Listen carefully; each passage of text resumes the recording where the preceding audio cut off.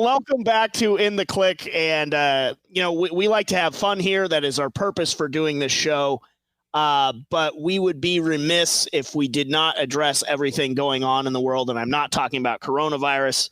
I am talking about, the murder of George Floyd and the protests that has sparked, the reaction that has sparked, the conversation that I hope that is sparking, and even more so the change that I hope in the world, and specifically the United States, that is sparking. But that is it was a tough week, I think, for everyone that has a heart and compassion to see. And the thing I kept repeating is that my heart is very heavy, and it still is. And we are not to. This show is not, the purpose of it is not to get political. It is not to, sort of venture into those spaces. However, I just want to say very clearly that the term and the phrase Black Lives Matter should not be a political one. It should be a statement of fact that Black Lives Matter, and that, we should all understand that. And I know, some people hear that term and they become very defensive and they want to go to the all lives matter sort of thing. And while all lives do matter, that's not the issue at hand right now. The issue at hand right now in terms of this George Floyd murder, and make no mistake, that's what it was, and all of the fallout, is that Black lives need to matter for all lives to matter. And that is what I just come to say right now, is that my heart is heavy. My ears are open to listen, and to support people in how they want to deal with what's going on. I, for my part, am not going to turn to sort of the path of hatred and ugliness in this. I understand, or I guess I seek to empathize with the people that do turn to anger and feel like they don't have a proper way to channel the tremendous and justifiable rage that they feel in the wake of this, in the wake of what they've had to deal with their entire lives for many people, and not seeing change or any sort of discernible progress being made. And I just wanted to get that out there, because it was a very tough week, I think, for all of us as concerned members of the United States and concerned members of the human race. And I have so much love for so many people, and there has been a lot of positivity already that you're seeing come out of this. And I my reaction to this whole thing and the protest that happened, and this is a quote from Martin Luther King, and it's, "A riot is the language of the unheard. And what is it America has failed to hear?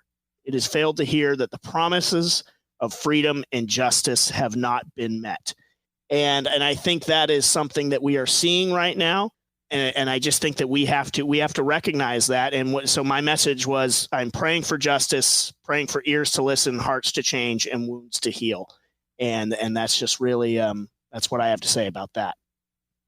Yeah. No, Jimbo, definitely agree with everything you just said right there. Yeah, with you, it was just a lot of emotions this weekend, just from what was going on locally here in the Bay Area, across the country, stuff that was on the news, social media. It was a lot to process. And so for me, like I've had trouble sleeping the last couple of nights, just knowing that there's been so much turmoil and anger and just, like I said, emotions going on. And it's tough to like kind of sum it all up. I mean, that's the big thing. I understand why everyone's upset and angry, rightfully so. And as you said, hopefully there is justice for George Floyd and his murder. And then at the same time, yeah, you just hope that eventually this does lead to maybe peace amongst everyone. And God, it really is tough to kind of sum it all up. And like, for me, like, how do I sum it up from my perspective? And I sympathize with everyone that is angry right now, rightfully so, on their part. And the protests, I understand why they're all happening, because they're expressing their frustration and all the wrongs that are going on right now in the country. So you just hope eventually something good comes out of this, and we learn from this, and we all become better people out of all this. We are humans, and stop the violence, stop the hate. Like it just one of my favorite anti-flag songs.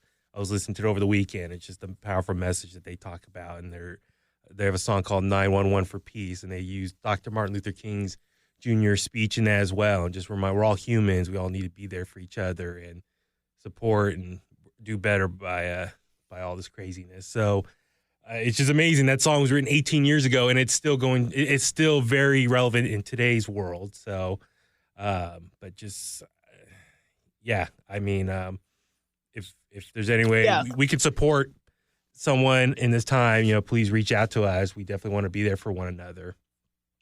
Yeah, and I think, and I don't want to belabor this. And again, our role here is to entertain, but we would be turning a blind eye if we didn't at least address everything that's going on. And I guess I would just suggest to the people that, if you haven't been personally affected by this, be an ally to those that have. Be a refuge for them, be a friend to them, lend an ear, believe them, embrace them, cry with them, pray with them. Do whatever you can to be truly what it means to be an ally to them. And it doesn't mean that you have to 100% agree with everything that they say, because there's probably a lot that they may say that you can't fully wrap your head around because you do not share their experience. But just because you do not fully share somebody's point of view doesn't mean that you don't share any part of their point of view, or that you can't be there for someone. And so I really do hope that this sparks, just a lot of ears to listen, as I said, hearts to change and wounds to heal. And, to the sort of the language that is sort of being politicized or radicalized. I felt it's funny, from an unexpected source from pro wrestling Twitter. We got a surprise face turn out of nowhere from one Randy Orton. Yeah. Who tweeted out, Black Lives Matter, which, I think is a sentiment that we all, just as human beings, should be able to get behind.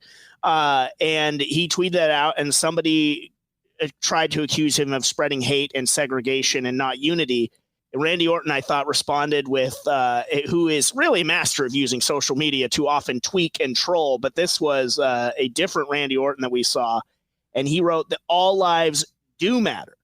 But the point I was trying to make is that I finally realized that until Black lives matter, they can't, in the sense that all lives can't matter until Black lives matter. Get it? I thought that was very well said and short and to the point by Randy Orton. And, I'm always going to be one that trends towards trying to shine a light on the positive and the good that can come out of any given situation. I think a lot of you listeners know that I lean very heavily on my faith in Jesus Christ. And it is times like these that I lean even heavier into it. And I try and really find what sort of rays of sunshine in the darkness that you can. And one of them coming to courtesy of Big E. As you know, that a lot of opportunists in this protest it's turned to some destructive behavior. I'm of the opinion that is the sort of minority of what these protests have been doing. But obviously, that is what a lot of the news media likes to shine most of the light on. But that is beside the point, because a lot of businesses have been destroyed, unfortunately. But Big E is trying to come to the rescue of one. Let's hear from Big E himself. Greetings, it is I, Big E, and I'm here to let you know that you can put your feet in these very boots. That's right, these boots right here. I am putting them up for auction, and every single penny is going towards the GoFundMe for Saigon Bay. It's a family-owned Vietnamese restaurant here in Tampa. In fact, it's like right around the corner. It's like 3 minutes from University Mall, which is where I spent a lot of time ogling girls and not talking to a single one of them. It's in my city in Tampa, and it was recently very badly damaged over the weekend. So if you would like to put your feet in these here boots, I even scribbled on them. These boots I've worn many a time, and they commemorate, obviously, Kofi's world title run. So please, if you want these boots, they're yours. They're yours. And if you don't feel so inclined to get my boots, feel free to donate to the GoFundMe, and I will link that in the video. So yes, buy these boots. They can be yours. So Big E, as only he can, he's auctioning off some ring-worn, very cool wrestling boots to help benefit a business in his town that was destroyed. So again, and you see a lot of that, and you see a lot of really positive things happening amid all of the chaos and turmoil. So I just encourage you all, however you want to protest and raise your voice, you are supported, but be safe out there, and just, you got a lot of love from In The Kliq.